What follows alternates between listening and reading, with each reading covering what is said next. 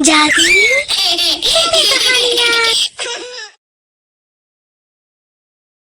मालकिन, मेरी बेटी की पढ़ाई का खर्चा बढ़ रहा है। मुझे यहाँ काम करते हुए काफी समय भी हो गया है। क्या आप मेरी तनख्वाह बढ़ा सकती हैं?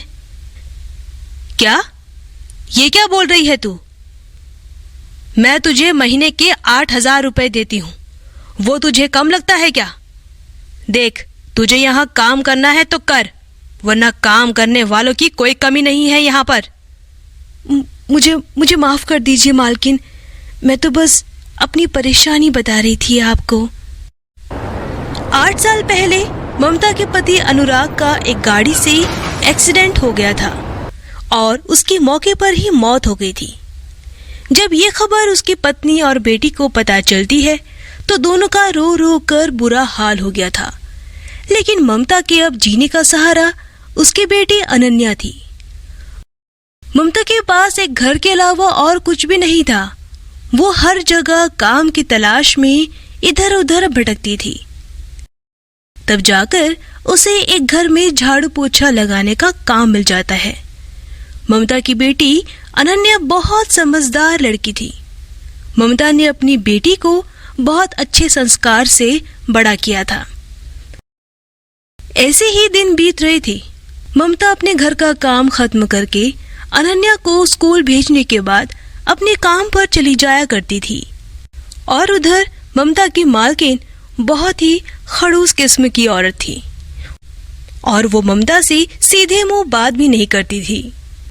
और वहाँ ममता की बेटी अनन्या स्कूल की छुट्टी होने के बाद सीधा घर आती है। अनन्या अपना ज्यादा समय पढ़ाई लिखाई और जानवरों के साथ समय बिताने में लगाया करती थी। अनन्या को पढ़ने लिखने का ज्यादा शौक था, लेकिन ममता कम तनख्वाह होने की वजह से उसे एक अच्छे स्कूल में नहीं पढ़ा पा रही थी। शाम के समय जब ममता घर आती है तो अनन्या को देखकर कहती है, अरे अनन्या, क्या कर रही हो? ये देखो, मैं आज तुम्हारे लिए क्या लेकर आई हूँ। आज मैं तुम्हारे लिए जलेबी लेकर आई हूँ। अरे वाह माँ, आपका बहुत बहुत शुक्रिया। मुझे जलेबी बहुत पसंद है माँ। इसके बाद दोनों माँ बेटी मिलकर खाना खाकर सो जाते हैं। अनन्या को कहानी सुनना बहुत पसंद था, इसीलिए ममता अपनी बेटी को जादुई कहानी सुनाया करती थी, जिन्हें सुनकर अनन्या को बहुत अच्छा लगता था। अनन्या अपनी माँ से सिर्फ जादुई कहानियों के बारे में ही सुना करती थी, इसीलिए वो मन ही मन अमीर बनने का सपना देखती थी। अगले दिन सुबह उठकर ममता नाश्ता बनाती है। उस दिन संडे था तो अनन्या अपनी माँ के साथ जाने के लिए तैयार होती है।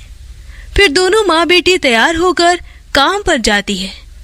ममता हमेशा की तरह अपने काम पे लग जाती है और वहीं अनन्या अच्छी अच्छी चीजों को देखकर बहुत खुश हो जाती है। तभी अनन्या के हाथ से एक गुलदस्ता नीचे गिर जाता है और वो टूट जाता है। टूटने की आवाज सुनकर मालकिन गुस्से में बाहर आती है। ममता, मैंने तुझसे कितनी बार कहा है कि मेरे घर पर बहुत ध्यान से काम करना है, लेकिन तुझे तो कुछ समझ में नहीं आता। ये देख, तेरी बेटी ने मेरा कीमती गुलदस्ता तोड़ दिया है। इसके पैसे कौन देगा? मैं तुझसे तंग आ चुकी हूँ। मालकिन, वो बच्ची है, उसको कुछ नहीं पता, उसे माफ कर दो ना मालकिन। बच्ची है तो उसे अपने घर पर रखना चाहिए ना, यहाँ पर लाने को किसने कहा है? मैं अब तेरी और गलतियां बर्दाश्त नहीं कर सकती। चुपचाप से चली जा यहाँ से। और हाँ, मैं तेरे पैसे भी नहीं दूंगी। लेकिन मालकिन। लेकिन वेकिन कुछ नहीं, तू अभी जाती है या मैं पुलिस को बुलाऊं? ममता अपनी मालकिन से ज्यादा बहस नहीं करती और उदास मन से अपनी बेटी के साथ घर वापस आ जाती है।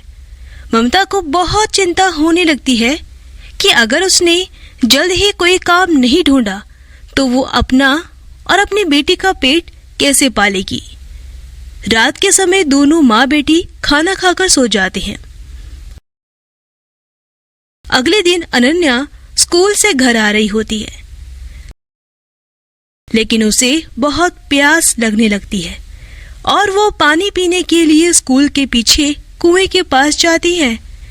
अनन्या के स्कूल के पीछे बहुत पुराने 3 कुएं थे जिनका कोई भी इस्तेमाल नहीं करता था, इसीलिए उनका पानी भी बहुत गहरा था। अनन्या पहले कुएं से पानी निकालने की कोशिश करती है, लेकिन पानी गहरा होने की वजह से वो पानी नहीं निकाल पाती। फिर अनन्या दूसरे कुएं से पानी निकालने की कोशिश करती है, लेकिन वो उसमें से भी पानी नहीं निकाल पाती। लेकिन फिर भी वो हार नहीं मानती और वो तीसरे कुएं के पास जाती है। तीसरे कुएं में अनन्या को नीचे जाने के लिए सीढ़ियां नजर आती है। वो सीढ़ियों से नीचे पहुंच जाती है और उसे अंधेरे में बहुत डर लगता है। वो अंदर इधर उधर देखने लगती है, लेकिन उसे कुछ नहीं मिलता। फिर वो प्यासे ही बाहर आ जाती है। बाहर आते ही तीसरे कुएं से आवाज आती है, सुनो बच्चे, मैं एक जादुई कुआं हूँ। मैं तुम्हारी सभी मुसीबतों को जानता हूँ और उन मुसीबतों को मैं दूर भी कर सकता हूँ।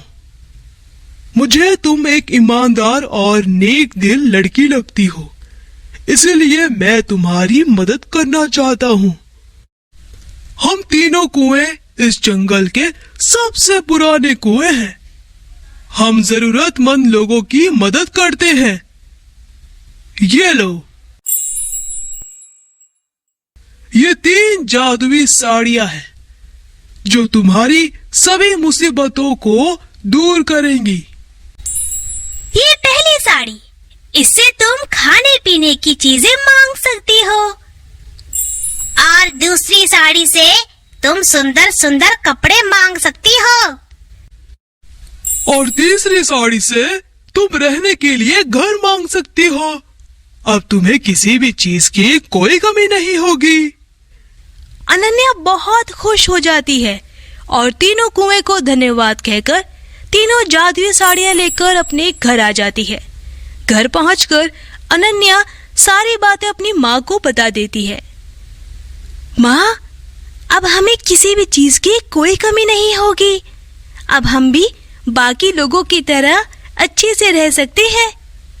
फिर अनन्या साड़ी से रहने के लिए घर मांगती है और जादुई साड़ी उन्हें सुंदर सा आलीशान घर दे देती है। अनन्या और उसकी माँ उस आलीशान घर में आराम से रहने लगते हैं और दूसरी साड़ी से खाने के लिए स्वादिष्ट स्वादिष्ट भोजन मांगती हैं और तीसरी साड़ी की मदद से सुंदर सुंदर कपड़े मांगती हैं। इस तरह से दोनों माँ बेटी जादुई 3 साड़ियों की मदद से अपना पूरा जीवन हंसी खुशी बिताने लगते हैं।